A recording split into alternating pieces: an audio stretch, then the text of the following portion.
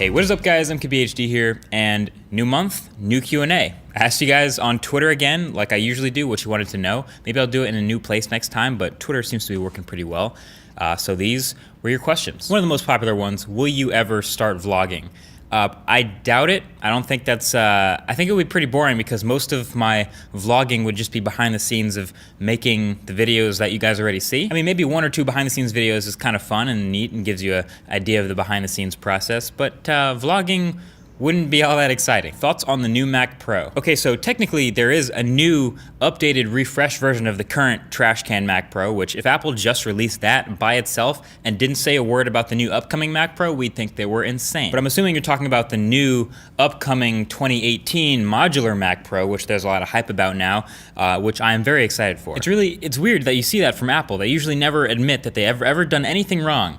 But they look at the old Mac Pro and they say, we didn't get to update that enough and we really wanted to.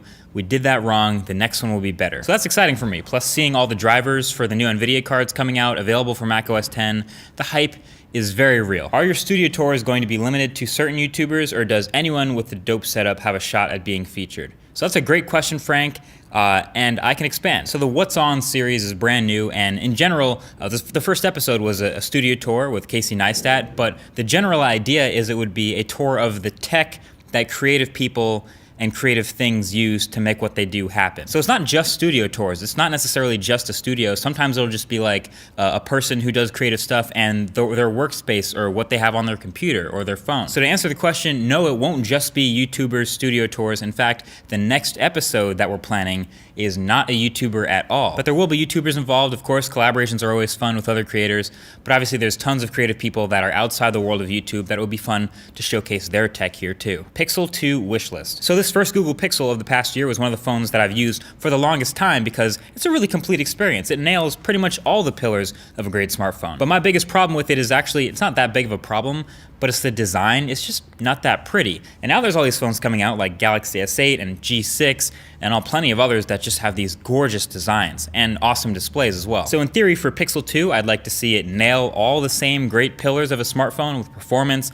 and stock Android and great camera, but make it a lot prettier. Are you excited for the Samsung Note 8, and do you think the brand can recover from the Note 7 problem? This is something I've thought about a lot. Like, people have been saying, and there's two sides of this equation, where people have been saying maybe they're just gonna cancel the whole Note thing, maybe they're done with it. But then the other half is saying, people will just forget, like we'll come out with the Note 8 and the whole fiery explosion thing with Note 7 will be forgotten. I tend to lean closer to that side. I definitely think Note 8 is going to happen. And I think as they get better and better and come out with more phones, you'll continue to forget the things that Samsung did that you didn't like in the past, including their exploding phones. But yeah, I don't think it'll be that big of a problem for Samsung. It's funny because a lot of people I know actually who had a Note 7 were not really that concerned because they're like, oh, my phone didn't blow up, it's fine. I know the people who did have a Note 7, who did have their phone blow up, those people probably won't buy a Note 8. But everyone else, I think, will be pretty much okay with it. iPhone 8 wish list.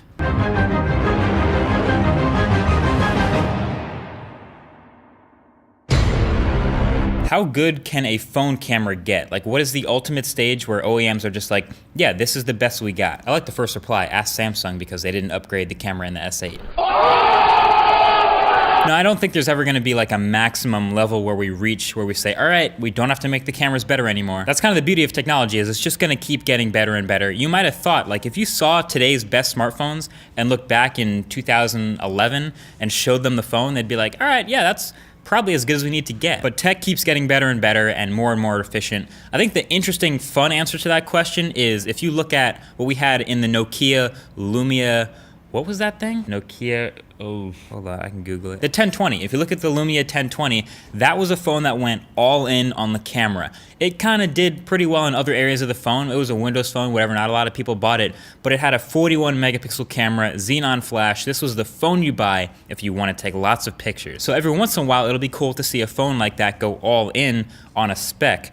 There's other phones that go all in on certain other specs, and they kind of make you wonder, are we pushing that limit too? But there will never, ever be a point where we say, yeah, we're done innovating here. Have you ever critiqued yourself or watched your older videos to improve your style as a YouTuber? Okay, so you're probably thinking of like me watching like 3 or 4-year-old videos and then thinking, oh, I can't believe I did that, that's so bad, I'll get better at that. No, I watch videos that are like 2 or 3 weeks old and feel the same way. You gotta look at every video you make as an opportunity to make something better And as a YouTuber, I think my best tip is to be your own biggest critic. How far do you see the Clippers going this year? I think they'll lose in 7 to Utah. You think we're losing the first round? I'll bet you right now through YouTube we're not losing the first round. I see the Clippers going at least into the second round, and our ceiling would be Western Conference Finals again. I feel like I said that last year. Will brands continue to give review units if you make videos similar to the HTC U Ultra video? For those who didn't see it, you should watch it. The HTC U Ultra review was not a very nice one, not a very positive one, but that's the whole point of a review. If there's something